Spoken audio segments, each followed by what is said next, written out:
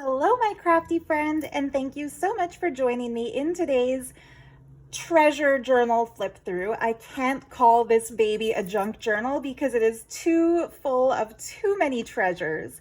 It is, at long last, the custom order journal I've been working on for the past few months for my dear friend, the lovely, talented, magical Cat Stone. I like to think of her as the queen of paper dolls. She makes the most elegant, stunning, whimsical paper dolls I've ever seen. And it's just such a joy and such an honor to know Kat and to have some of her originals as part of my collection. I could never have dreamed of owning such priceless works by such a wonderful, generous lady. So I've overstuffed her journal here. I have filled it with a lot of things from my own personal collection that were part of my hoard and that now can be part of her hoard. And so I hope she loves it. I'm quite sure she will. I hope you also love watching this flip through. Maybe it'll give you some crafty ideas or some inspiration. So yeah, without further ado, I'm going to get right into it. These two things are coming up later, so I'll set them aside. That little guy too, as cute as he is. I'd like to start with the cover. So the closure is actually a belt. And I know Kat is very, very fashionable, very stylish. So perhaps she won't want to wear this belt because I sewed it with kind of loose edges. I used one of my favorite pieces of sari fabric in just the most mystical shade of blue, and then backed it with some nice plain black satin ribbon. So anyway, it is a belt for the journal, but it can also be tied really beautifully around the waist for the right kind of occasion. The cover design incorporates a really large pocket that holds a journal for her to write in. All of this is like a textile collage using some of my favorite sari pieces. This, of course, peacock motif sari trim is something that I've used in a lot of my journals in the past, so I consider it to be almost like, you can't say my trademark because it's available out there for any crafter to use, but it is something that I think my journals are known for, so I couldn't resist putting one on the cover of Cat's. And then the little guy you see adorning that is a beautiful vintage crystal brooch that I found of this wonderful spotted leopard. And he's sitting over top of a beautiful ball. It looked a little bit too plain for my taste, so I added a little bit of junk jewelry bling in the center just to take it up that special notch. And I chose a piece of bling that matches the color of the tail feathers in the embroidered peacock here. So this is, I would say, the most lavish and opulent of all the fabrics on the cover because it's genuinely vintage and just filled with the most stunning beadwork and embroidery. I hope the camera's picking it up, but all these little leaf details are clusters, like three-dimensional clusters of sequins. We have beads, we have so much cool stuff. And the reason I picked it for Kat is that the color scheme reminds me of a piece that she requested I use for the back cover of this journal. So I went for reds, golds with a little hint of turquoise because on the back cover we have this amazing Persian carpet that she sent with a request that it be incorporated in the back design.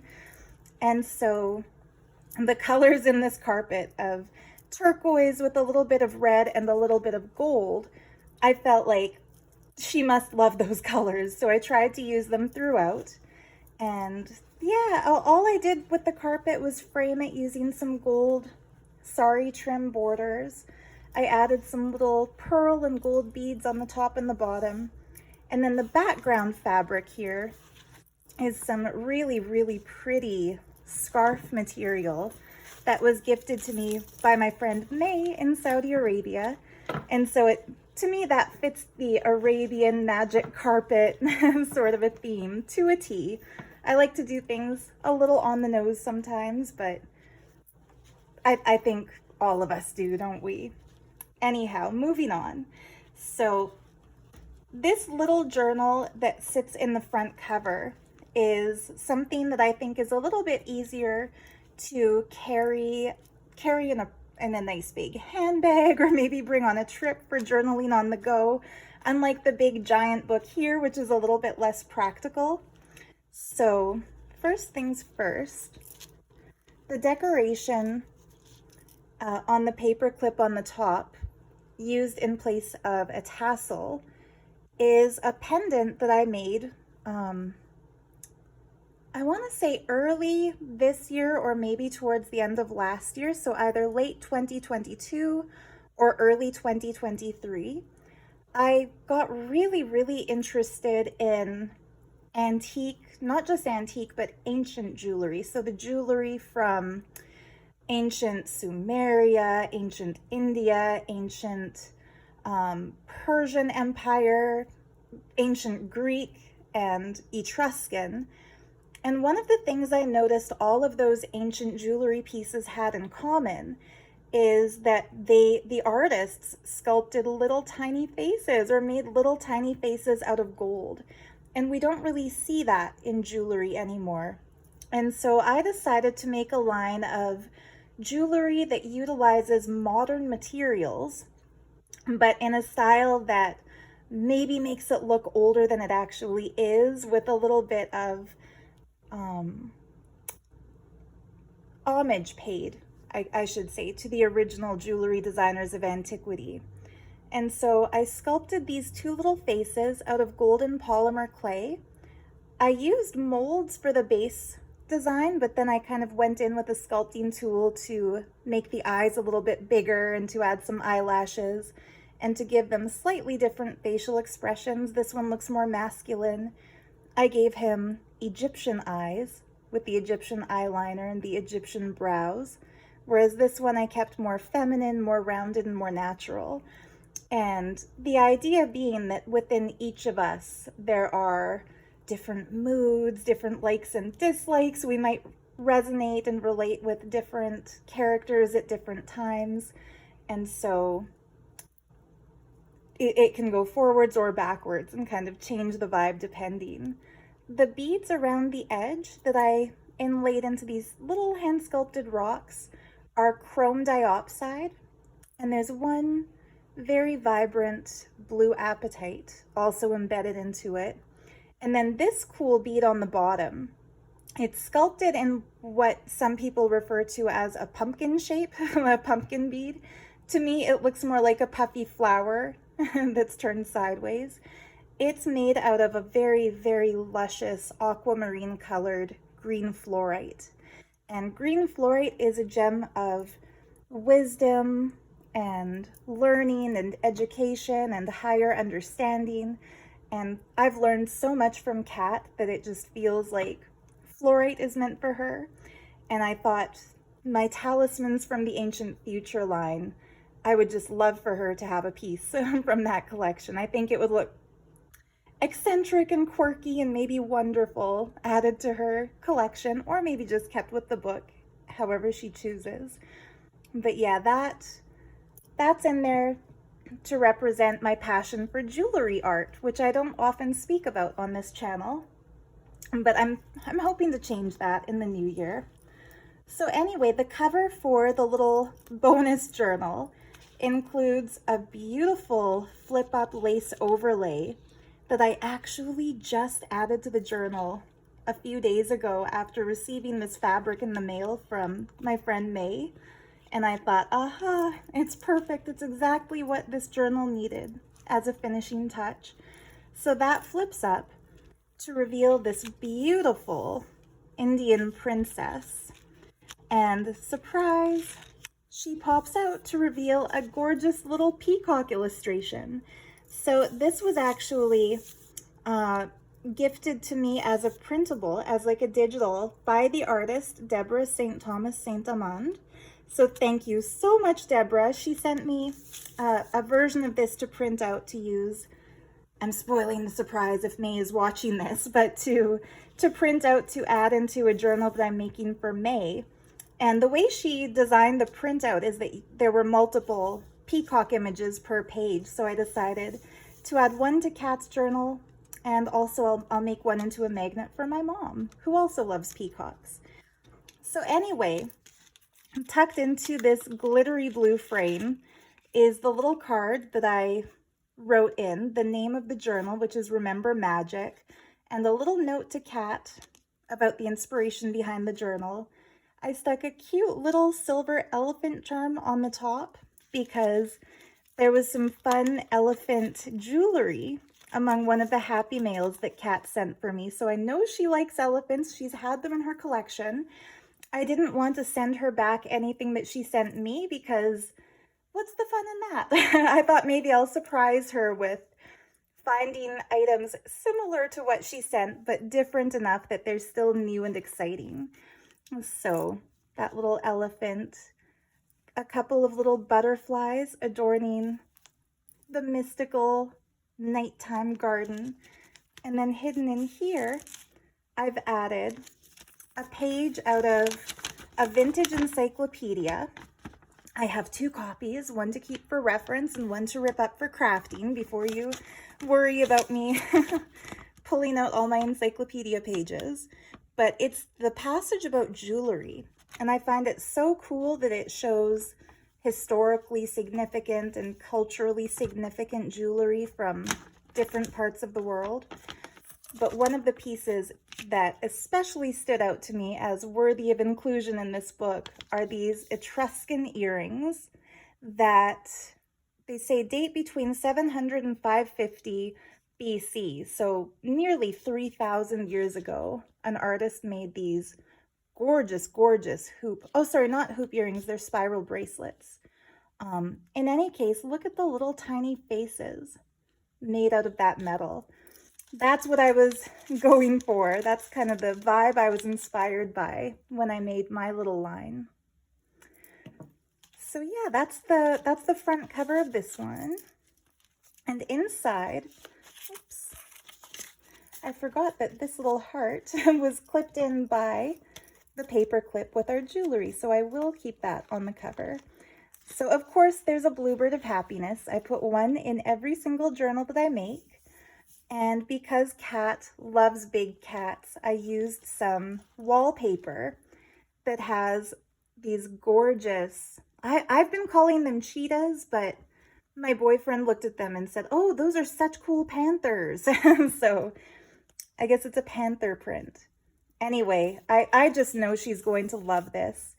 Now she can use the white space between the panthers for writing messages. The back of the heart can be used for writing.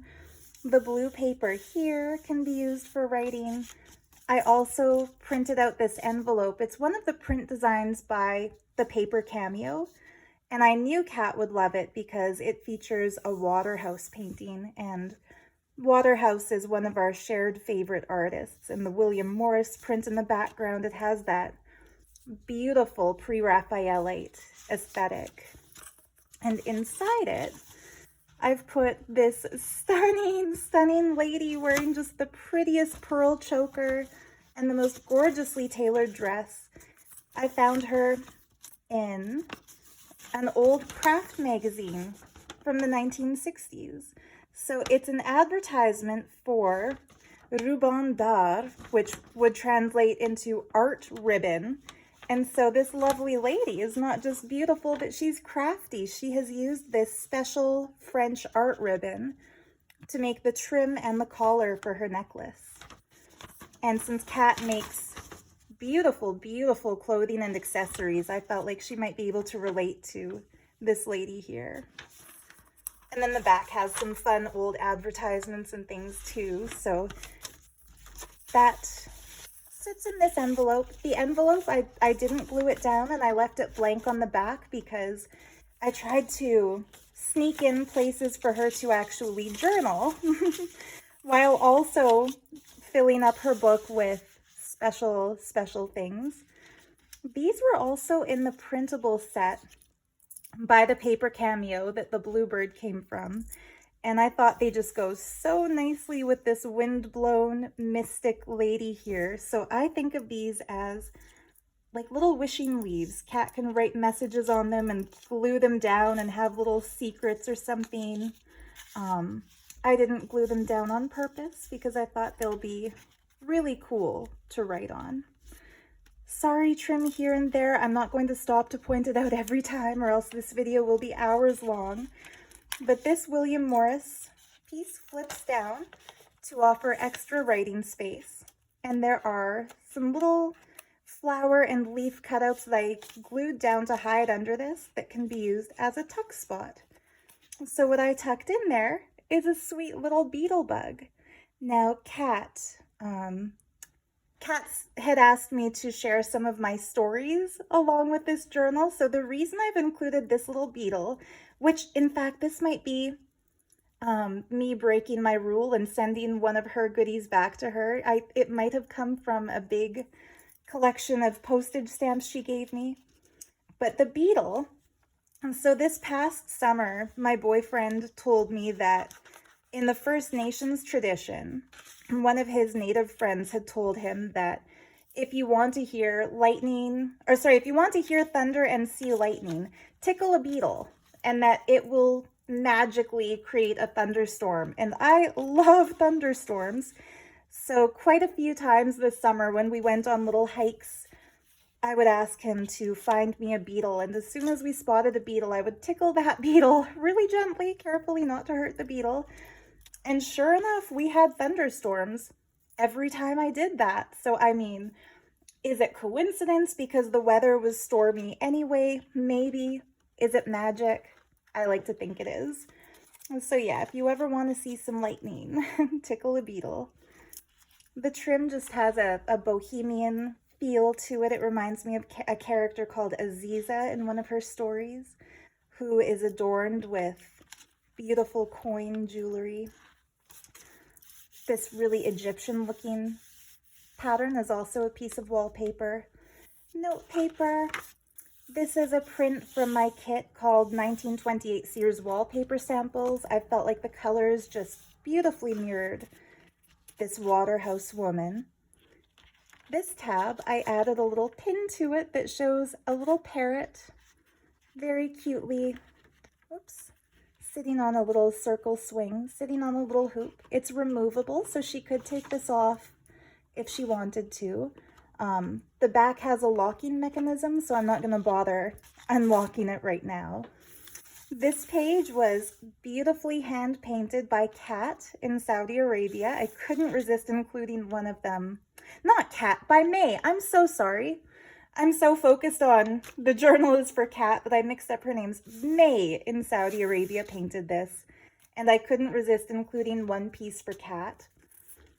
So I've loaded it up with a little note paper, and then these two wine labels that I found thrifting that are just so cool. Vintage wine labels. She could write on the backs of these, or she could glue them down as part of a collage. This one I found particularly special because it shows the goddess Diana after taking a bath. And that comes up again later. So remember that. Remember how cool it is that I found that Diana. The other side of the paper from May. Some fun pom-pom trim. The washi tape that borders these two pages is actually tarot cards reimagined with cats in the place of the characters. And so what better thing to put in a book for Cat than mystical cats?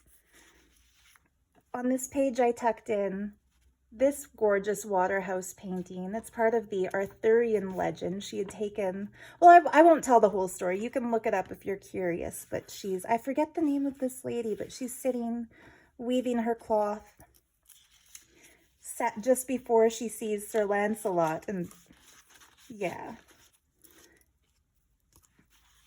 This beautiful embroidered border. one of my business cards. Not really a business card, but it's just a card that I had printed up so that whenever I give someone or sell someone a piece of my original art, they'll know who it's by and what I call it. I call it Creative Consciousness because to me, when I sit down, clear my head of all thoughts and kind of allow the art to come through me, I consider it like an automatic drawing or like a channeling. So these are all postcard prints that I made from some of my favorite pen and ink drawings. This one turned out kind of fun. And then this is a postcard print of one of my watercolor paintings. I called it Sunrise Over a Floating Doorway because to me this looked like a sun and that little detail looked like a gateway. When I showed it to my boyfriend, I said, hey, what does this look like to you? And he said, oh, cool, it's a guy with his hands up in the air. So one thing I adore about abstract art is that everyone who looks at it will see something different. But yeah, I've included a set of these. So she's welcome to write on the backs or re-gift them or do whatever she wants with them. Maybe, you know what, knowing Kat, she would not re-gift them, so I'll include some blanks also. This is a printable from my Etsy shop. It is a French fine arts, a Ministry of Fine Arts and Education certificate. And if anybody deserves an honorary doctorate in the field of art, it's Kat Stone. So this is sitting at the center of her book. The dangles are some beautiful eye beads to prevent the evil eye, and a pentacle symbolizing earth, air, fire, water, and spirit. So this pocket includes a couple of coasters that are from Romania. I avoid saying the G name on my channel because somebody got very offended when I referred to something as having a style likened to the Romani people, but the Romani people, who historically have been called gypsies, many of them hail from Romania, and I think that might be where the word Roma comes from, but feel free to educate me if I'm wrong on that. Just please don't swear at me like the last person did, because I'm not trying to be offensive here. But yeah, I thought she might like to see a couple of coasters from the place where those traveling mystics whom we both admire hearken, where they come from. And these can also be used as book plates. So since I've done lots of heavy embroidered trims in here and I've added beads and stuff, it can be hard to write on the papers. But if you put something like this behind it, you can more easily write a little note. So on this page here, I was inspired by my friend May, who had stitched with some embroidery floss right into ephemera that she added to books for me. So I've actually sewn on a little planet charm, a little moon and a star, and a little green beaded tassel, and stuffed this pocket with a little bit of ephemera that she can write on. The moon phases, the stars. It's a vintage stamp from France. Another little heart that can be written in. Oops, I hope this didn't... Sorry, I damaged it. I laughed, Kat, when I opened your most recent gifts and you had included for me lots of this paper, and you had used a beautiful big sheet of this paper as the back of the new paper doll book. This, of all the Catti papers, was my #1 favorite. I put a piece of it in my hoarder's journal. I used a piece of it in the birthday journal I made for Kenley. And I set this piece aside to use in your journal. And so now I have an abundance of this paper, but I'm still glad I used it in here since it looks so cool. On this page, I've included a sample of one of my favorite sari borders of all time with these little lovebirds here. And then on the other side of May's handmade paper, I added some fussy cut sari flowers that kind of match the color design. And then here I added a fussy cut rose and some her beautiful painting colors inspired me to make a butterfly page. So this is some old sheet music from 1933. I'll put it in upside down because I wrote a little private message for Kat on that paper. But yeah, these butterflies are part of my 12 days of gifts to make video series. I made them on camera. It's butterflies that were in a Mary Maxim catalog that I turned into stickers. So now I've decorated this page with those. And then here, this wallpaper page flips open to reveal just the most magical butterfly garden.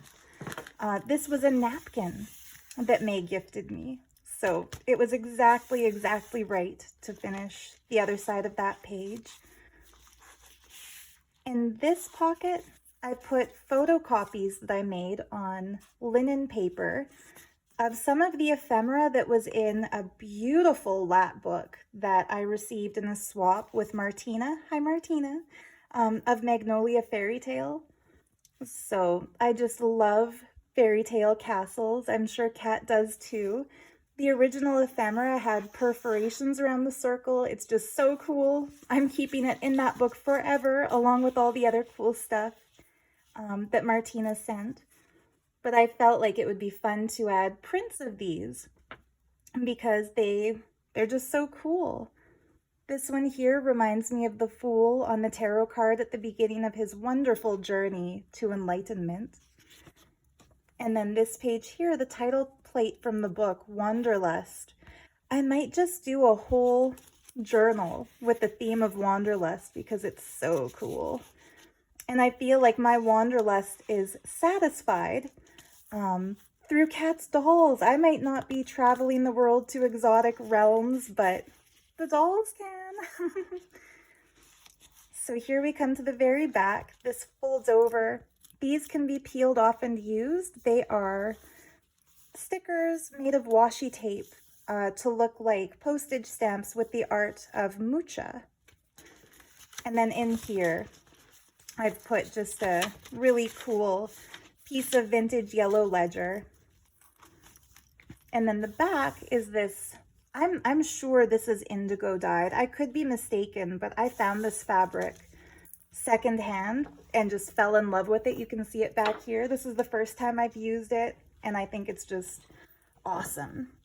So anyway, what are we at? Almost 30 minutes in, and I'm finally opening the front cover to her actual journal.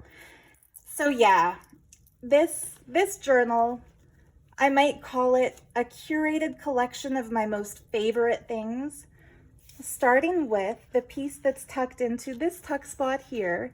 It is an authentic antique book cover. I found this at one of my local antique stores called Grandma's Antiques, and I knew it was meant for Kat because it has a Persian carpet in the illustration and little magical slippers. There's a young girl serving tea to another little girl. Maybe she's playing princess, but it just seemed so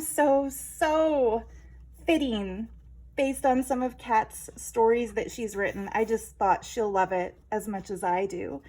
I did get a high resolution scan, professionally scanned of this, so I will have a digital kit available with the original stuff that's going into Kat's journal, this included. And the back is pretty darn cute too. So yeah, this is another piece of that awesome wallpaper, but this time with a black background. And then just some fun jewelry pieces stuck in. Let's see, underneath this, I've put some goodies. So a couple of postcards that I found of these lovely Ladies that were at an antique store in a town called Fort Macleod, Alberta. Joni Mitchell was born in Fort Macleod, so these are from her hometown, and I know Kat just adores her music. This cool thing is a sample of the handmade indigenous fabric from Bali, made in Bali. I have two of them. My dear Auntie Mary Lynn, thank you, Mary Lynn, picked them up for me on one of her antique and thrift excursions. She saw them, she snapped them up, she knew I'd want them. So I have one for Kat, and the other one I'm keeping in my own stash. So yeah, I'll try to put things back as I go. The curtains on this page are made from a silk shirt that I found at a thrift store in a town called Pincher Creek. So there's a little bit of mountain energy and of that Bedouin jewelry. So this reminded me of something Aziza would wear. It's sheer, it's elegant, and it's dripping in coins. This Bedouin background is part of my printable kit that goes with Cat Stone's paper dolls. So yeah, it's meant to look like a Bedouin tent, and then these curtains become the movable frame. So you probably recognize this magnet here. I made this as part of my 12 Days of Gifts to Make series. It's a magnet, and it's decorated with little bits of junk jewelry and cut up sari elements. It can come off the page easily, but I'm not going to take it off the page because if I do, I'll struggle to get this to stick down again. Another magnet from that series. So yeah, I wanted this one to go to Kat because this is how I would picture the glamorous, dancing, divine feminine embodiment Aziza. I will share that story of hers one day. I'll read it aloud for this channel. But in the meantime, Kat, I felt like you should have a framed picture of how I picture Aziza. I wish I knew the name of the artist who made this. I found this online one day when I searched, you know, beautiful painted antique women. So I hope it's an antique, but if anyone knows who that artist is, I would love to know. This, of course, is Adi Parashakti, the goddess in her highest form from India. I attached a strand of Rudraksha beads, which are sacred, used in prayer beads in India. And then on this side, a gorgeous picture of the goddess Diana after her bath that I took out of an art history textbook. And I put this page together months before, like I think I shouldn't say months before. Yeah, I could. So as soon as Kat commissioned this book, I pulled out my art history textbooks and all the books I've thrifted to make into journals and just kind of set aside all this stuff that I thought she would like. And so I had this image picked out for this journal months before I made the little accompanying journal. And it's just such a cool synchronicity that I happen to have a mini version of this as well. So she's holding a strand of pearls. She's crowned by the crescent moon. And I decided I would include a little strand of Larimar, a more modern crystal healing stone of the goddess, as an ode to the beads that she's holding. On the other side, this is just the painting that happened to be on the other side of that book page. I was going to collage all over it, but I decided to leave the image because it's a cool little procession of people led by or joined by cherubs, which is just adorable. And I left the white space at the top and the bottom so she can actually do some journaling, and on these pieces too. The elephant khadi paper. Now on this side, it's got some of the coolest stuff in my humble opinion. First and foremost, and this is a piece that I bought for my personal collection. I had no intention of ever giving it away until I got that custom order request from Kat, and it made me think, what can I put in her journal that would be truly magical? So this is an Edwardian gilt work paper cut embossed frame with a beautiful portrait of an Edwardian lady in the center. It was only $5, but for me, that's a lot more than I usually spend on ephemera. And it's actually two separate pieces. So the frame can be used separately, and this lady's portrait can be taken out and used separately. This is also a piece that I purchased from the Fort McLeod antique store. And I put a little stamp of India on the top corner. I just glued that down to decorate the plastic packaging a little bit more, because the bottom of this frame says Indies. And that to me signifies that during the British time in India, which I don't like, by the way. I don't think colonialism is a good thing, but it is a historic thing. This would have been perhaps made as a souvenir that someone traveling to India could take back and use as a little frame. So one of my prized possessions, one of my favorite finds. And then behind it as a backing is some 1960s ledger paper that I've made into a trifold. I love to use these to save samples of all of my favorite fabrics and trims.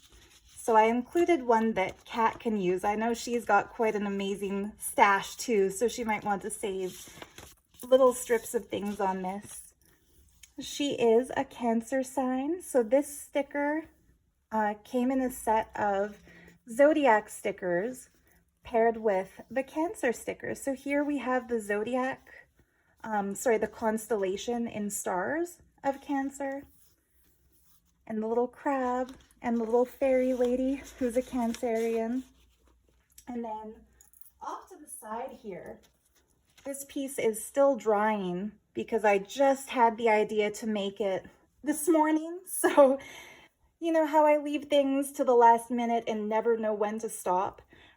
This napkin was among the happy mail from my friend May, and I suddenly realized, hey, how cool would it look if I paint over one of the crabs using gold paint? And then I decided I want to give the little crab eyes. So I Googled what are the best gemstones for somebody who's a Cancer sign.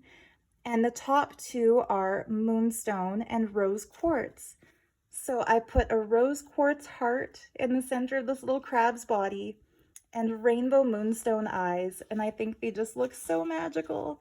So once this dries, I'm going to cut it out with a little X-Acto knife and maybe find a way to attach it somewhere on this page. Anyhow, moving on. On this side here, it's some heavy cardstock that says a sky full of stars. And I have decorated that with this little sweet, oops, falling apart in my hands.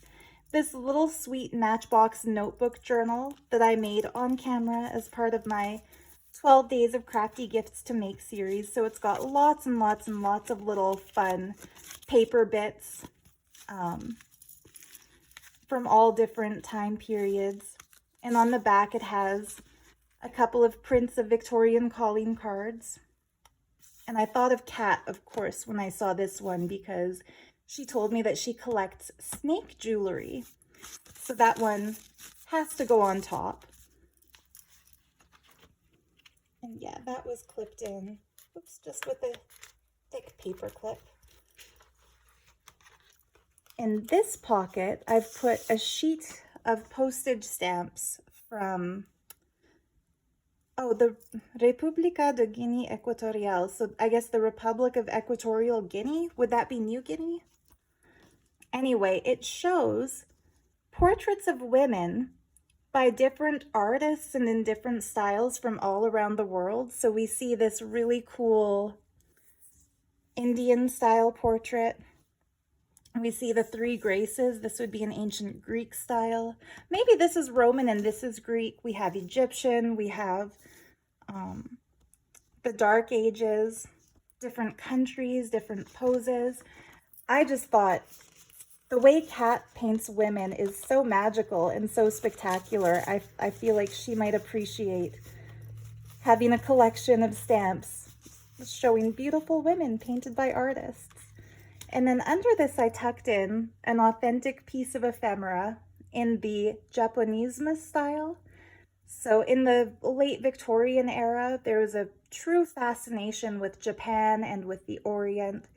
And so a lot of things like this were made. This one was to sell thread of all things, but I thought it would be just perfect in her journal because his robes are adorned with a bluebird of happiness. And that's kind of my thing, is adding bluebirds of happiness. Kat actually painted me the most gorgeous little bluebird of happiness, so I'm going to use that from now on in all my journals. Just a lovely postcard, another vintage one that came from the Fort Macleod Antique Shop on a piece of paper that I coffee dyed. Another stunning little Waterhouse print. I love magical women, and Kat is definitely one of those. Now on this page, I've included a postcard of the Meenakshi temple from South India. It's in a city called Madurai. And if you look up close, the entire building is covered in statues. It's enormous. Pictures don't do it justice. Every 10 years, they repaint the temple. And so the colors are popping. And I was very, very blessed to get to see it the year after it was repainted. And our tour guide said that was the best possible time to see it because the scaffolding had been taken down. There was no more sign of work. But it looked just like it looks in this postcard. This little cutie, so I told Kenley that I was working on a journal for Kat. Kenley's my boyfriend, and he knows that Kat and her husband live in Phoenix, and he was born in Phoenix. So he asked me, hey, should I paint a little phoenix to go into Kat's journal? And I said, of course you should. So he sat down and he painted this cute little birdie. And then he said, you know what, don't send it. It doesn't even really look like a phoenix. But I said, it's the cutest little phoenix birdie I ever did see. And that I bet she'll love it. And then I made this little magnet tail that kind of gives it more of that magical phoenix look. So yeah, that is hand painted by Kenley. What he doesn't know is that Kat sent me a really cool phoenix brooch to give to him in the journal that I'm making for him. So without even knowing it, they've traded phoenixes.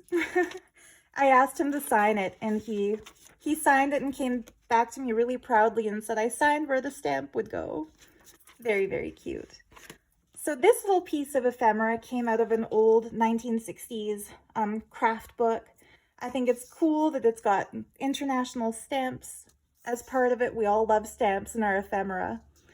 But what I found so hilarious, you see this woman's leg sticking out, and it says, make extra money in your spare time. And at first glance, I thought, my goodness, are they advertising an escort service or something? But no. Apparently, in the 60s, you could make some side hustle extra income by selling hosiery. So it's not saying to sell your legs. It's saying to, you know, make some money by selling the stockings. And I just thought it was hilarious. I think with Kat's sense of humor, she might also get a kick out of that. Just a fun owl out of a bird book, and a beautiful flamingo out of that same bird book. Let's see if I can stay in frame here. A stamp with a cool wild cat from Tanzania. I added this page in after putting the other pages together, so I've used just some strips of red fabric to hold it down. This page here is out of an art history textbook. Whoops, it doesn't open anymore.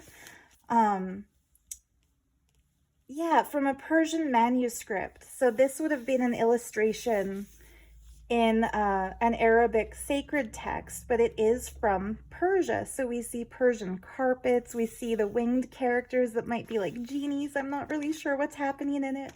Maybe if May is watching this, she could help me because she can read the Arabic script. But it's just gorgeous, and with Kat's love of Persia, I knew she'd be into it.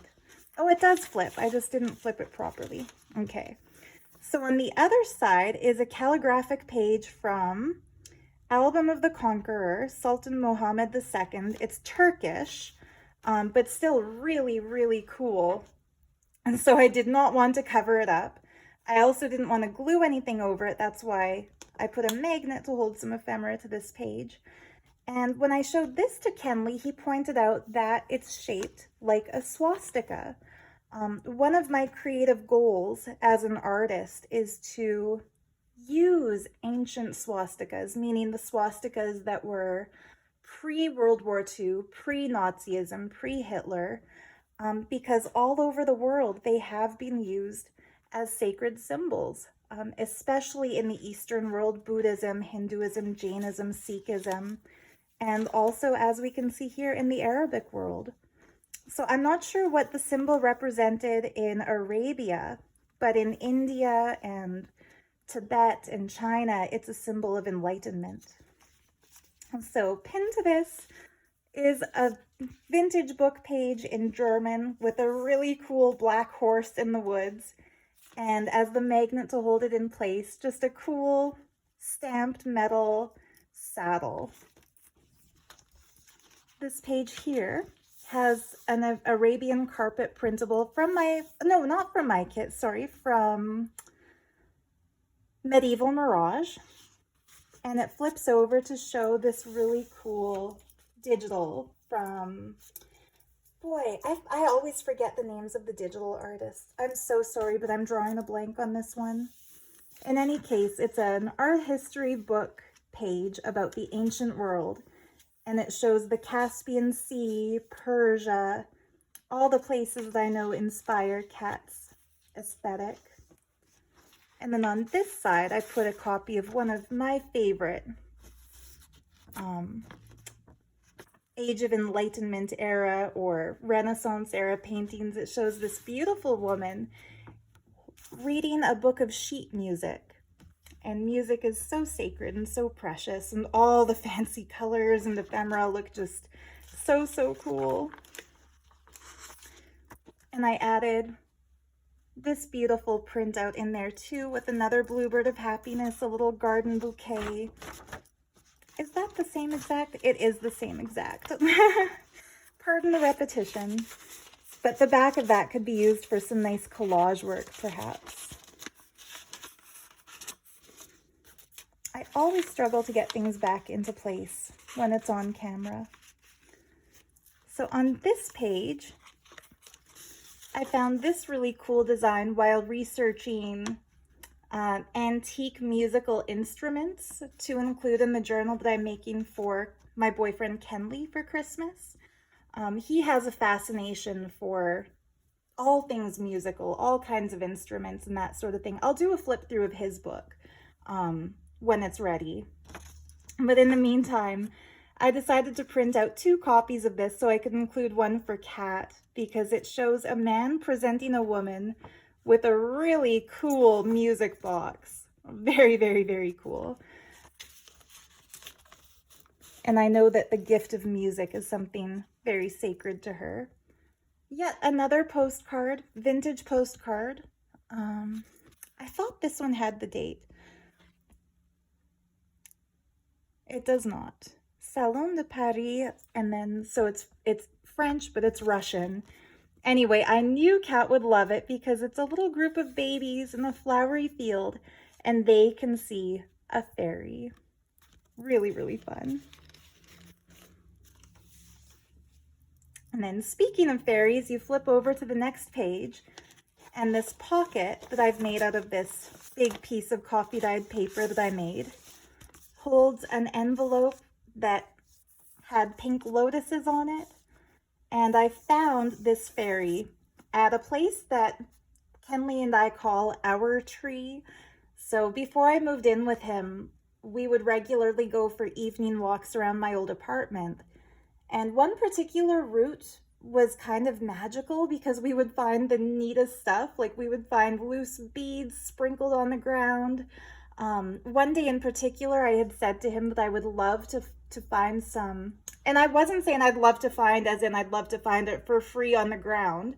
I meant I'd love to go looking at some artisan boutiques because I wanted to find an example of First Nations beadwork jewelry to send to May as an example of, you know, the traditional art where I live. And as I told him that I'd love to find some First Nations beaded jewelry, he walked behind a few little bushes and came back with a very strange look on his face, holding his hand out and said, "You mean like this one?" And it was a native style woven bead bracelet. just exactly right.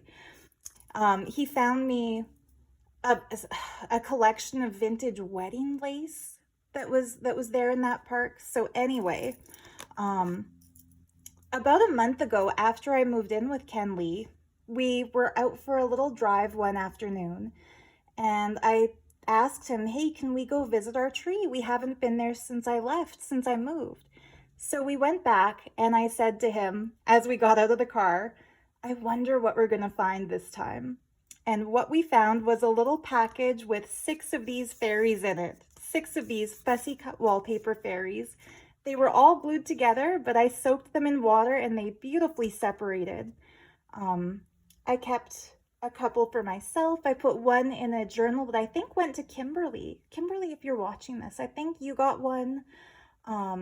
Kat gets this one. May is going to get one in her swap journal. And the other 2 I put in my own journal.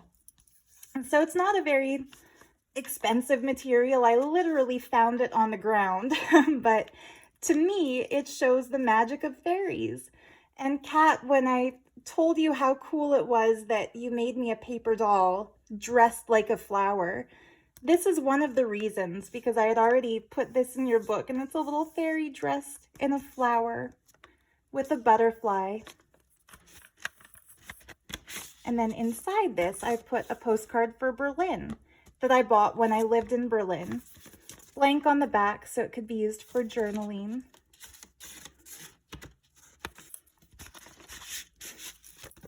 I'll put that back under the clip. This really cool totem pole is in Stanley Park, Vancouver. I bought this. It feels like a photograph or a print. I bought this at the Fort Macleod Antique Store. I tried to put a lot of stuff in here from that Fort Macleod Antique Store.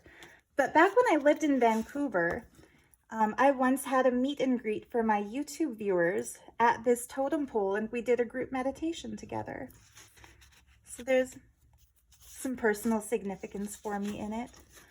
Just some pages from a French playbook that's vintage that she can use in some of her collage work, perhaps. I'll put these in the back. I'd like the fairy to be more prominently visible. So here's a page of beautiful calligraphy paper from May from Saudi Arabia. I coffee dyed this little shape onto it. And then I put a really fun vintage giraffe brooch on the side. There were some giraffes among Kat's Happy Mail to me, so I know she loves these really cool exotic animals. So I hope she'll like that little giraffe. And on the other side is a gorgeous peacock from some of the most colorful trim that was also gifted from May. Here I put a little sample. This is authentic, it's not a print, of handwritten paper from the 1600s. So we're thinking the same era as, oh my goodness, what else happened in the 1600s? Oh, would this be the same time as Marie Antoinette?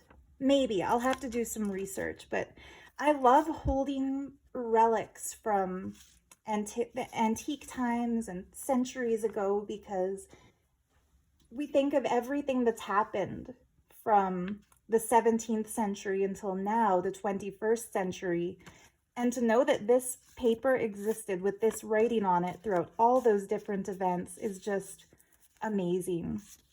And so I'm keeping another section of this paper in my personal journal. I'm giving another section of this paper in May's next journal. And I might divide up a little bit of what's left over for future projects. We'll see.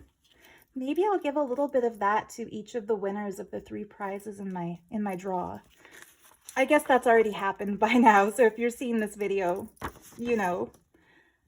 I thought this was really cool. It shows figurines in front of a really beautiful carved box from Egypt that was out of another art history text.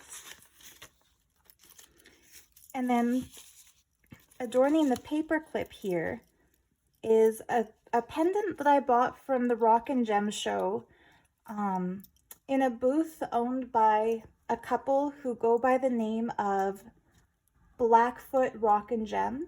So the Blackfoot tribe, that is the First Nations tribe who lived here before Canada was colonized. And this is one of the most sacred stones to the Blackfoot people. I should hold it up closer. It's called amylite. Big pieces of amylite, like huge pieces of amylite, are actually considered a national treasure. So rock hounds out there, if they find them, they're not allowed to keep them. They have to send them to the Royal Tyrrell Museum for appraisal. And if the museum appraises them to be a significant find, the museum keeps it. So little pieces like this, you used to be able to find them at Rock and Gem shows years ago for a reasonable price.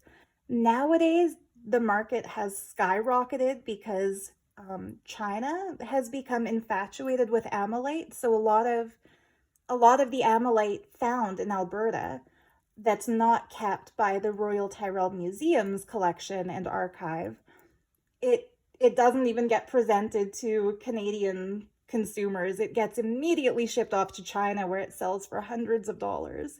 So this is not the kind of piece that would be considered national treasure, or else I wouldn't be able to send it across the border. This is a piece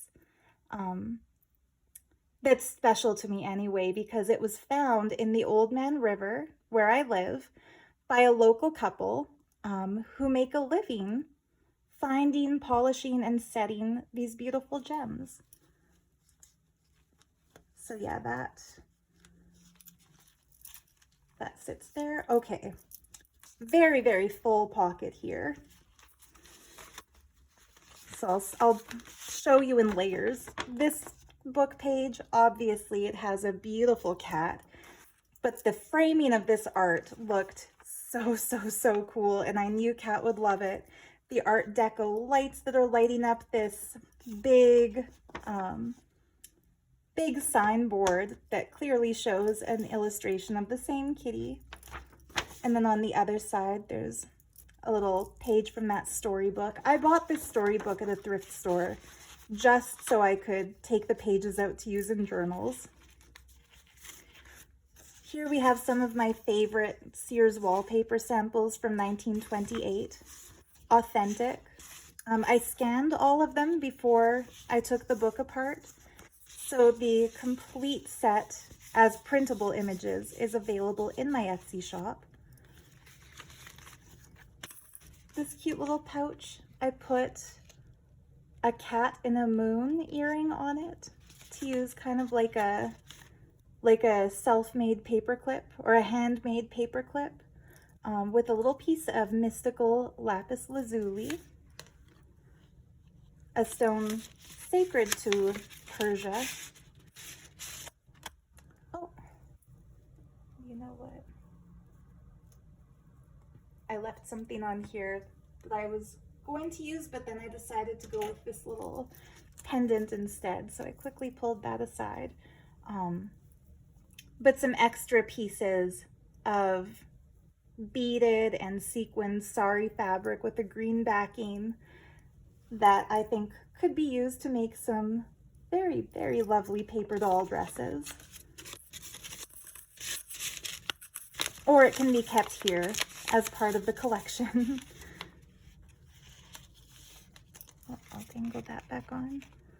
Yeah, I just folded back the earring back and it happened to stay, which makes this the prettiest paperclip I've ever had. This cool illustration came out of an art history textbook. It shows beautiful William Morris wallpaper with a cool chair. And Kat has used some really cool chair images in some of her paper doll work. So this just made me think of her in a quirky, fun, creative little way. This piece here would have been used in those old viewfinders that you put it behind a little glass screen and it makes it look 3D. But the Sicilian Gardens in Potsdam, Germany, and I've represented her sign of Cancer in the little golden crab. This is to represent my sign of Sagittarius, the archer. So yeah, there's a cool statue of an archer in that garden. This was also from only $1. You guys gotta go out to those antique shops to find ephemera, because just because something is antique and rare doesn't mean it's going to be astronomically priced. This also would make a great writing board behind a piece of paper. But yeah, that was also from the Fort Macleod Antique Store. I like to think some of the things in Fort Macleod Antique Store may have come from Joni's family. You never know, but that's a sweet little romantic idea. This Ganesha paper was actually a paper lantern that I found at a Pincher Creek thrift shop. It's just beautiful. It shows him with the rat, which is his Vahana, holding some sweets, just looking so beautiful. Ganesha is the remover of obstacles, and so I love having him in journals to remove any obstacle that might get in the way of the journal owner. I blinged up the edges just to hide the holes that were punched, and I think it's quite pretty. This is from the same piece of junk jewelry as the center of this little guy. So turning the page, I have loaded this up like a pocket, and I love that you can use it as a frame to stick stuff in. For some more genuine Victorian ephemera, I'm not going to pull this girl out because she's very fragile and the paper is already a little bit torn, but just a beautiful little girl with big eyes and gorgeous curly hair in a frame of flowers. That was in a Victorian scrapbook that I salvaged just last year, and I thought Kat would love it. This beautiful scene of ships sailing under the full moon, and it has just some gorgeous handwriting on it, doesn't it? So that was a Fort Macleod Antique Store find. The other two pieces are from the Victorian scrapbook that I took apart. This one I think is the sweetest little image ever, and this is available as one of the digital prints in the collection that I put together from Kat's journal. What I love so much about it is the little girl is clearly cuddling her cat while reading a book about cats. And Kat and I both have cats. We also both have books about cats, so I could imagine this being like Cat Stone in a past life when she existed in the Victorian times, always loving kitty cats. And these are blank on the back, so they could be used for journaling. More of this vintage ledger paper. And then here, I know she's gonna love this. So another piece of that beautiful silvered antique wallpaper. 1928, so almost antique. I think once it's 100 years old, 5 years from now, it'll be antique. But look at this. So whether or not you believe in manifestation, I think this is a cool story. There were one of each of the calling cards in the Victorian scrapbook that I had, and my favorite of all of them was the calling card where the woman is wearing a snake bracelet. And when I got this custom request from Kat, when she told me that she collects snake jewelry, I decided I will part with my precious Victorian calling card of a girl offering flowers. Maybe it goes this way. But of the girl wearing, nope, this way. The flowers would all fall out of the basket the other way. Anyway, I decided that she was meant to have the Victorian calling card with the snake bracelet. And would you believe it, when I went into my stash, I had two. So one for her, one for me. I think of that as a manifestation. It shows we're both meant to have one. I made the pocket out of these fussy cut turquoise flowers. They look so cool. They really pop against that pink background. The very center of the signature is just some humble scrapbook paper, but I felt like the sentiment would be something that Kat would enjoy. I hear the whisper of the stars and the call of the pale moon. Now, the front cover was so full and so busy and so bulky that there was truly no room to add a tassel, but I didn't want Kat's book to go without a tassel, so I made her one for the signature dangle. It has a Tibetan bead, a really cool glass piece to dispel the evil eye, a Nepali inlay bead, a cool etched carnelian or etched agate that I found at a thrift store. This purple one in the middle was one of the beads I bought from Fire Mountain Gems. It is genuine purple sapphire. And then the tassel that I made is a tassel of rose quartz, the stone for Cancer, along with a beautiful blue aquamarine. That's a natural blue, that's not color enhanced, and it just looks so pretty, that pink and blue. So this is what hangs out of the book. And then on the other side of this, I included the little Kuan Yin journal that I made in one of my 12 Days of Gifts to Make series. I tucked into it this cool little piece of Japanese ephemera. They call it a money turtle, and they say that if you put a little turtle in your wallet, you'll manifest more wealth. And who doesn't want that? So yeah, I won't go through this page by page because you can watch the video about these little Kuan Yin books. But I feel like Kat has such a strong connection to the Divine Feminine that I knew she would love to have copies of these prints in her custom order book. On this page, Kitsungi style bookmarks. If you're new to my channel, these are one of my favorite things to make. Kitsungi is the Japanese art of repairing cracked pottery with real gold. It takes something that would have been considered a flaw and makes it into a plus. It really turns a flaw into a bonus. And it symbolizes not giving up, even if it feels like you've made a mistake, finding a workaround. And to me, that is what art and junk journals are both all about. So yeah, these are also something that I made in my Craft With Me series. And then on this side, I've stuffed the other Ganesha with some really, really cool stuff as well. These are from my own personal collection. And they are unused, mint condition India postage stamps from 2019 that showcase the high fashions of India, fashion designing and fashion shows. So here we see a beautiful woman sketching out some designs for what look to me like salwar kameez dresses. That's where you have the big flowing skirt with a sari style shawl draped over. And then on this side, we see those designs hitting the runway. And so who better to receive these two very, very cool stamps than a lady who is herself a fashion designer. This is an antique piece of French ephemera that came along with some of the French ephemera that I bought years ago. And it shows a sewing pattern to make this really cool cinched waist suit and this really pretty little dress. And since it's in such miniature scale, I thought it's reminiscent of doll clothing, paper doll clothing. This is very, very delicate, so I'm not going to take it all apart.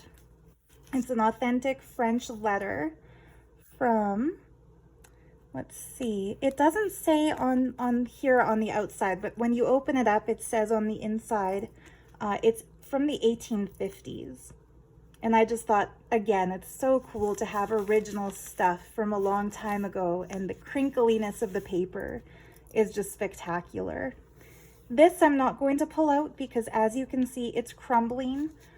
Half of it is going to Kat, the other half is going to my friend May. I love it because the over-the-top French fashion designs of this era, I don't even know what year this piece of paper is from because it was a gift with purchase. when I bought some antique French papers years ago.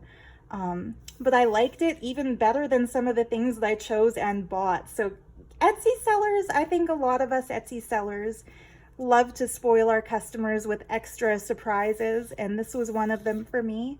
I felt Kat would love it because of the turban style head wrap on this gorgeous model and the kind of veil over the face of this one with her flowers. It reminds me of the kind of magical, mystical head ornaments that Kat has designed for some of her dolls. And yeah, I couldn't resist. I had 3 of these. I've kept 2 for my personal collection, and I've added the 3rd here for Kat. This paper clip has a Tibetan prayer wheel, and I put one on my own personal journal. I've also added one for Kat because I know she's also into that kind of ethnic moving component jewelry or stuff with a story to it. Okay, now we come to yet another little grouping of fairies. And these are from the late 1800s, from the 1870s or the 1880s. And they were also in my Victorian scrapbook. And months ago, I put these in the pile of stuff to give to Kat. They were going to go into my personal journal, but I just felt like they're meant to be with her. And they're all dressed in flowers. So look at this one with the little carnation skirt, and this one has, I forget what these flowers are called, but my grandma always grew them in her hanging baskets. And then this one with a little tulip skirt. What's so fascinating is that, like I said when I showed you the other fairy, Kat actually made me a paper doll dress identical to this. And so I must have been channeling her energy or something when I came across these in my stash and thought, okay, these are for Kat. So yeah, Victorian era paper dolls with the same beautiful floral fairy idea that she's used. Behind them, I put a page out of a book about gardening. And so if you see the dolls on this background, they're almost like a night garden fairies. And if you see them on this background, they're like a daytime garden fairy. So this one is a full page of that Sears 1928 wallpaper. It's called Sunrise. Cool name for a wallpaper design. And then peeking out from behind the butterflies on the border, I put a couple little fairy stickers. So there's fairies everywhere. See if I can get these back into place on camera. They're fighting with me, but it's going in there. There. Yeah, I think, you know that old saying, it's better to give than to receive? When it comes to crafty things like this, it's so true. Like I wish I could be there to see the look on Kat's face when she discovers these little genuine antique fairy paper dolls. I know she'll love them. She's into that kind of whimsical, magical stuff too. Some secret journaling space if she wants to write on the back of this tag. This is coffee dyed paper made by May in Saudi Arabia. And I fussy cut a blue lotus out of some embroidered sari to just decorate the corner. This page has a fabric flip up that shows the goddess Saraswati. She's the goddess of music, art, creativity, and wisdom. All the finest qualities a person can have. And hanging beneath her, I put a single earring that I bought in India, and I added the Rudraksha seed to it myself at a time when I was in a cult that mandated we could not wear any jewelry unless it had Rudrakshas in it. So I found a workaround and found really spectacular, cool jewelry and added Rudrakshas to it so that it would be allowed. And this was a pair that I used to wear a lot there. A lot of the other girls in that cult admired my jewelry, so I used to keep a stockpile of beads and earring findings and things, and I would make jewelry for anybody who wanted it. And I never charged because I knew nobody there earned an income. And I also didn't earn an income because I was under the monastic vows. But I was able to get things like this because back then, before a lot of people had ad block on YouTube, I would actually get AdSense revenue, sometimes $400 to $500 a month, which was a lot of money in those days for me. So anyway, that's one of my little treasures from India. It's the goddess Lakshmi emerging from a lotus in the South Indian temple jewelry style. On this side, we have another painting by a famous pre-Raphaelite of Persephone holding her pomegranate. The model who posed for this was Jane,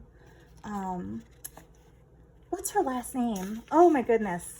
Why would I draw a blank? I showed you the wallpaper her husband designed. Just Jane Morris, the wife of, and now I forget his first name, William Morris.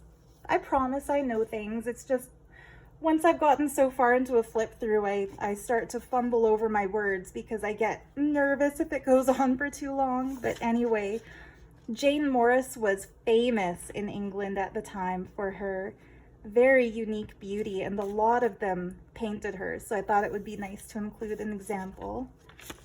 And this is a little piece of coffee dyed paper featuring some prints of one of my abstract drawings. I had used it in another journal, so this is kind of an extra little offcut. And a collection of 4 super cute cat stamps. They look like they have kind of a pop art theme. It reminds me of like Andy Warhol prints, but cats. And what I love so much about these are the little illustrated kitty faces peeking out at the top and the bottom of the white space. So that looks like it's from the 27th of January, 1994. Sadly, that makes it vintage. This cool little door opens to reveal just a magical little scene. This was also painted by one of the pre-Raphaelite painters, and this print that it folds over to reveal was one of the wallpaper designs he made. It's really cool. I forget the name of that artist, but these are both pages that I had laid out and formatted for an upcoming printable kit that I will do sometime in the new year. And this is also a page from that new printable kit. I started working on it, but it had some issues like resolution. Some of what I printed to be borders just looked a little too blurry. And so it's a work in progress, but I felt like I had to put a couple of pages from that upcoming kit in Kat's journal, especially this ponderous looking young man standing on a bridge, and it looks like this black cat is walking up to make friends. Yeah, see what I mean about the blurriness? That would have been such a cool image, but it became blurry. And I just love the Art Nouveau opulence in the wallpaper. I guess it was pre-Raphaelite, but it looks Art Nouveau. A section of art history book pages. As a clip, I used an old hair barrette, and from that barrette, I've dangled a boho bead that I made with a jhumki, like an Indian bell-shaped jewelry. And what I've clipped in is one of the vintage ledger pages with a sampling of some of my all-time favorite sari trims. This one's a favorite, the purple lotus is a favorite, the bright pink is a favorite. They're all favorites. They're all just so cool. So Kat can either have these as part of her treasure hoard, keep it in the book, or she can take them out because they're all held in place just with little pins. Meaning they're still usable.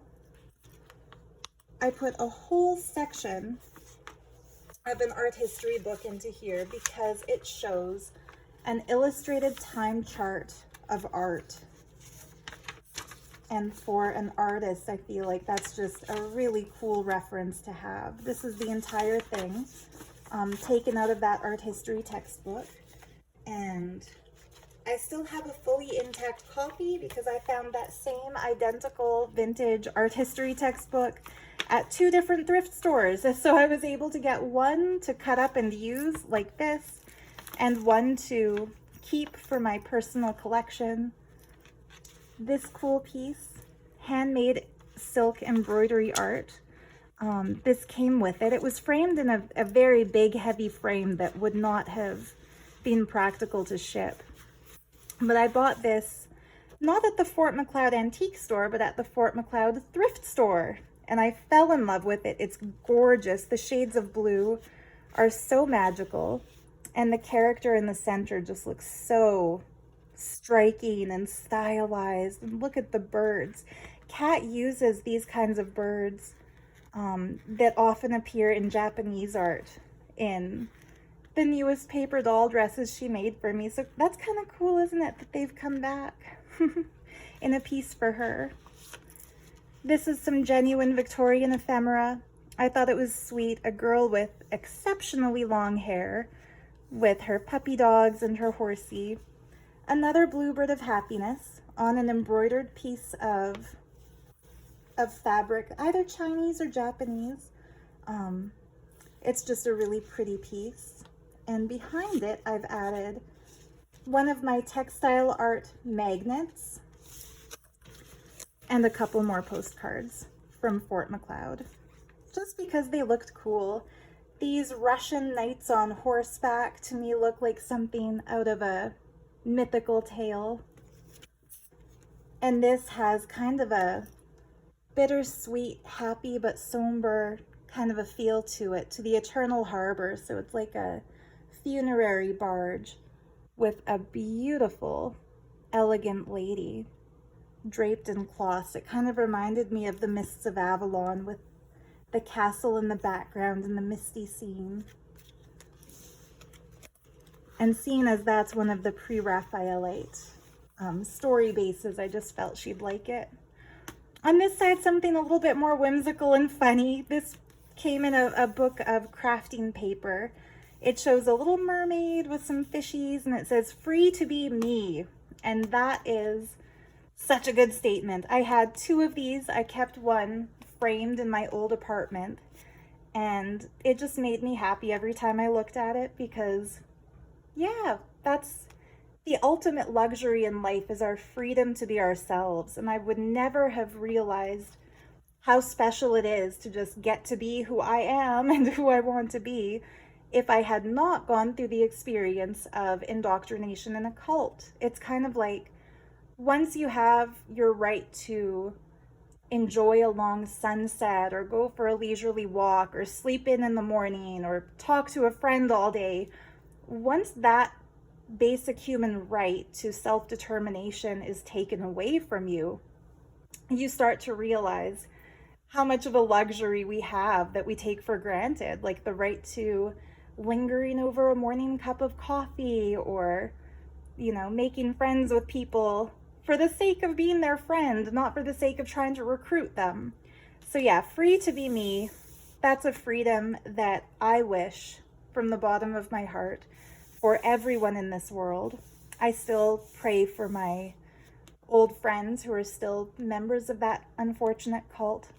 But anyway, that's why this doesn't suit the aesthetic of the rest of the book, but Kat had requested that I put tell some of my stories to go along with the book, and that's one of them. This is just a really, really pretty piece of paper from the Victorian scrapbook. I thought this was a cool drawing. It's just there because I thought it was cool. And these as well. Albrecht Dürer. And I actually ripped these pages out of that book of master drawings specifically for this one. I feel like the jewelry this lady is wearing is just so cool, and I love that Dürer not only drew like the side profile of this lady's dress, but he also sketched out the back so we can imagine what this looks like from both angles. Jewelry, fashion, cool headpieces, what's not to love? We're nearly at the back now.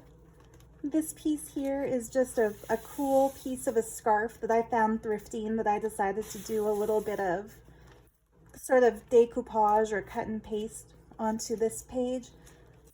This page flips over and to reveal a fabric flip with some vintage sheet music page that she can use in her collaging.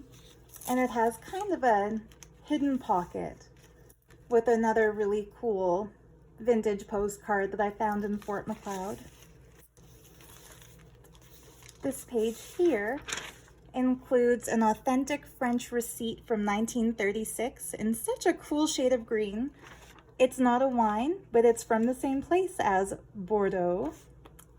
So it's a sale for fruits et légumes, so fruits and vegetables. And I thought, Cat being vegan like me, she'll get a kick out of an old receipt for apricots, and I can't read the other words, but it's really cool. Sometimes when you look at antique ephemera, you'll see receipts for things that are not vegan. Like I've seen them come up in junk journal flip-throughs where people have them from, say, old dairy farms or meat vendors. So I tend to avoid old ephemera just to avoid that, but nothing wrong with fruits and vegetables. Anyhow, another print from the printable kit that I'm working on. And inside it, I tucked this. So this is a piece that I made when I was in grade 11. It's like a blown up segment of one of my abstract drawings with a fussy cut cityscape out of a magazine and a fussy cut silhouette of a model from a magazine. I used to do these as collages and give them to friends, and I liked this one so much that I made a photocopy of it, a colored photocopy. Back in the day when you'd have to go to a printmaker to get those colored photocopies. And I just thought Kat would get a kick out of that because it's similar to some of the paper doll art. This piece here is one of the prides of my personal collection that I now know is going to be one of the prides of Kat's collection. And it's also in the digital kit that I made to accompany this book. It's a genuine Victorian fussy cut of this mystical lady with her hoop earrings and her headscarf. Like, she definitely looks like a mystic. Just the coolest. Look at the beadwork on her dress. Yeah, as a tarot reader myself, I tend to really love pictures of mystical women. And I know Kat will love that one too. And I made magnets to hold it in place out of these fussy cut pieces from beaded sari. I glued the magnets directly onto them and then backed them with another piece of sari fabric just to keep the magnets from falling out. And last but not least, we're at the end of the book. So I'm going to put something under here to hold it up. This is my favorite part of the entire book, and this is one of the reasons why the book took me so long to make. This piece inside this, beautiful curtained, red curtained area shows a girl holding up a mirror and a little kitten gazing into that mirror. I knew Kat would like that. And the scarf this girl is wearing is a perfect match for the color red on these curtains. So this is genuine Victorian ephemera. This was in my Victorian scrapbook. It's bigger than most pieces. It's so cool. And the message says, "Who are you?" And when I was in India, one of the places I visited was the hometown of a mystic called Ramana Maharishi. And his recommendation for anyone seeking enlightenment is to meditate on the question, who am I? Who am I? And when we ask ourselves, who am I, we'll think of our name, our gender, our nationality, maybe what we do for a living, our marital status. We give a list of who other people label us to be. But if we go beyond all of those identifiers and labels and things that we were born into, and keep the focus on who am I beyond all of that, we enter into the absolute oneness of universal consciousness. So I like to think this little kitty is getting enlightened, meditating on the question of who am I? So anyway, this sits in here, but just as a little guard for the treasure behind it, cat. So I hope she loves this. I took her original paper doll design, and then I took her profile picture from Instagram, and I tried to recreate her paper doll, but with her face. So the way I did this was, the face in her profile picture was facing the other direction. So I just used some editing software to flip it around, flip it horizontally. Then I printed it out in a little miniature form. I printed out a few test sizes to find the one that would be the right size for the doll's body. When I found the right size for the doll's body, I printed it out light, and superimposed together. And then I took my Prismacolor pencil crayons and colored in the whole thing to try to make it look uniform. This is all because Kat told me when I showed her the Bedouin tent that I designed for the paper doll printables, she told me that she would love to live in that tent wearing the beautiful clothing for the paper dolls. So now she can, as a paper doll herself. The skirt is attached with a magnet, and it's just cut out of some sari silk with some sari trim. This ornament on the pocket, I want to point out, I found this just 2 weeks ago in a thrift shop, and it looks exactly like the Bedouin jewelry. So I knew that had to go there. The pocket here has a little envelope pouch that I made out of a piece of teal cardstock that was from May. And I covered that in an old scarf. And the closure is this cool little fussy cut from some sari fabric that doubles as a skirt for the paper doll. And then inside this are all of the outfits that I made for Kat's doll. So this one, I wrapped them all in waxed paper so that they can be safely preserved. And they are all her paper doll designs. I didn't make all of them. I made a few special ones. Completely recolored in with Prismacolor pencil crayon, and then I added some cool glamorous glitter using the glitter that she sent me. So and that goes like that. And then this little fan gives her an option for another fan to hold. This is actually an old earring that I turned into a magnet. I have 2 of them. They were my grandmother's earrings.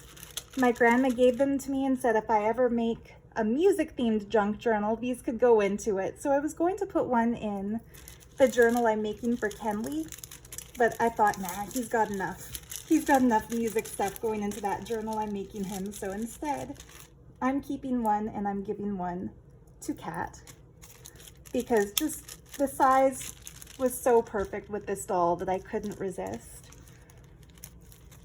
I'm starting to lose the sunlight, so I hope I'll be able to get through all of these and that they'll still look just as gorgeous.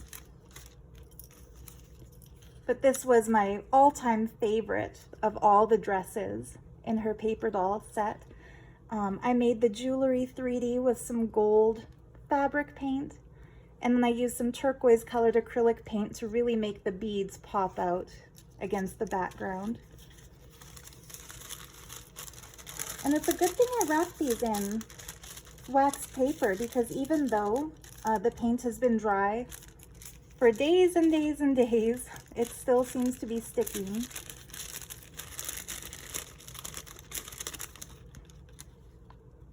I love this design too. So one of the reasons this book was delayed, again, I keep thinking it's finished and then taking a little bit longer is that I felt like I had to make her doll some clothing that would be exciting for her. And I wasn't sure that reproductions of her own designs would necessarily be exciting for her. So as good as these 3 dresses were, I wanted to make something truly unique and original. And when she blessed me with the gift of just the most magical paper doll book of all time, I noticed she had made some of the outfits out of fabric. And so that inspired me to make her doll some dresses out of fabric. So this little one here has a wraparound skirt that attaches by safety pin at the back. It's made out of a fabric trim that she sent me in that mail, and it just becomes the most adorable little sundress. Like, look at this. I could picture Kat wearing this in real life, honestly. And then she told me that back in the 1960s, she used to wear poodle skirts, which I think is just the coolest thing ever. So see if I can get these to cooperate on camera. I found this adorable little brooch among my collection of cat jewelry because I love cats too. And I decided it had to go with her doll because in the 60s, Kat Stone wore poodle skirts, but in the 2000s, her paper doll wears a kitty skirt. Look at how sweet that is. So yeah, they can sit here and she's petting them as she wears the skirt. So yeah, I will stop putting these away. I'll do that off camera after we've gone through everything. This little pouch is accessories to go with the paper doll. One is this really cool sequined piece that I found thrifting. I think it was originally a millinery decoration, but it turns her undergarment into an instant cocktail dress. Super, super fun. And it's magnetic. Whoops. So that magnet, ideally, when I'm not on camera, should stick to the magnet she has under her dress. And it does. I also made the teeniest, tiniest little Arabian oil lamp ever. So maybe there's a little genie hidden in here that she can awaken. This headscarf can sit on her head just like this when she's wearing the green skirt, if she chooses to give it a headscarf. And then this headscarf here is held in place with a little pin, and that way she can wrap it or rewrap it or make it into a turban. This way it kind of looks like a little Red Riding Hood or something. I had too much fun with these, by the way. And then a tiny, tiny little key. I imagine this might open the door to her fairy tale castle. And then this piece you've probably noticed already. This is something I'm very excited to have thought up. It is a snake bracelet for a paper doll that can wrap up her arm. You can coil it around more tightly as like a cuff bracelet or wrap it up the arm. The way I made this, I took a piece of jewelry wire, just really fine gauge jewelry wire, very bendable and very flexible. I put that down on a piece of waxed paper, and using dimensional gold fabric paint, I just squeezed out the shape of a snake going down that wire. And that's why it's flexible enough that it stays in place. So because Kat Stone, the artist, the woman herself, has a collection of snake jewelry, I just felt like the paper doll version of her needs a piece of snake jewelry. It could also be wrapped around the waist as a cool belt. Like, there's a lot she could do with these.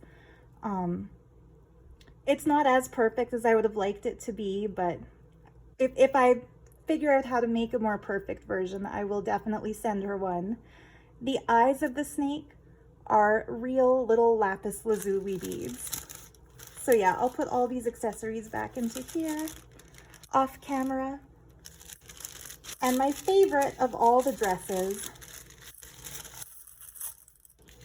I made this one out of some peacock embroidered and sequined fabric. I used some vintage beaded Indian sari fabric for the top.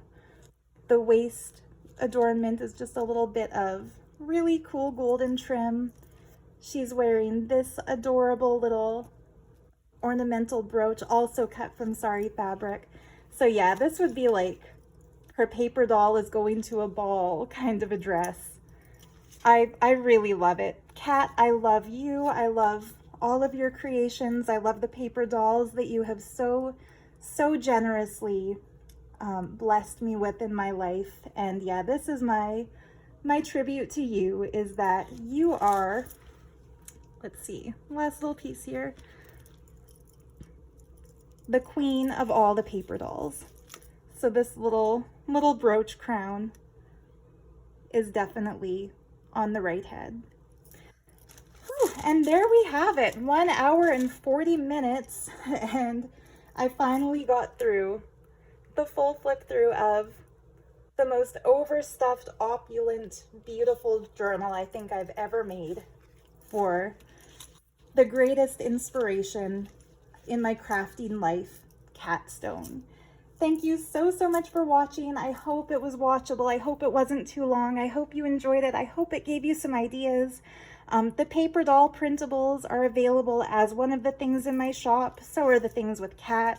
I'll put a link to that in the video description below. But in the meantime, so much love to all of you who watched this, and happy crafting. Until next time. Oh, I almost forgot. I always do a ring with every journal. So the ring that I found to give to Kat is, of course, a wildcat. It's super cute. It was cuter when it was brighter so you could see all the details, but yeah, this will be hanging from the side of the book. Anyway, like I said, so much love to you, happy crafting, and we'll see you next time. Bye-bye.